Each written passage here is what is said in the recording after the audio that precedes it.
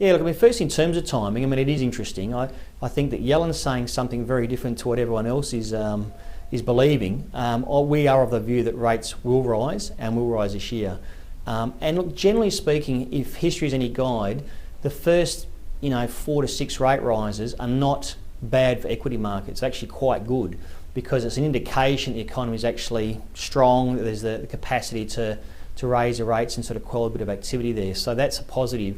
Where the rates start to have an impact is where they get to the level where, on a comparative basis with your yields and whatever else, it starts to make more sense to have your money in the bank rather than own bank shares. So over the next little while, we think that's on the whole a positive. Yes, there'll be some knee-jerk reactions and the like, but on the whole, we see it as being a positive outcome.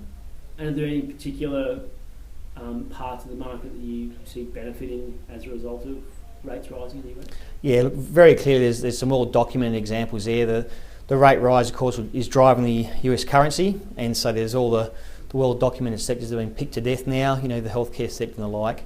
And there's also offshore earners, of course, like QB and the like as well. I think QB is an interesting one. We've still got that in our portfolio. We've been pretty patient there, but it benefits from the dual drivers of currency, offshore earnings translating, but also they've got such a large float in the vicinity of $20 billion.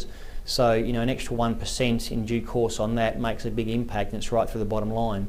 During the transitional period, it can be a bit iffy because the pricing of their existing mark-to-market, even though the short duration in mark-to-market bonds get impacted, but over the medium term, the rate rises benefit them also on their float.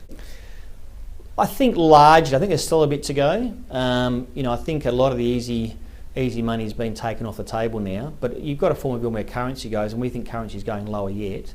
We think the inflection point's still a little way off, and that's going to probably coincide with the major uplift in LNG exports.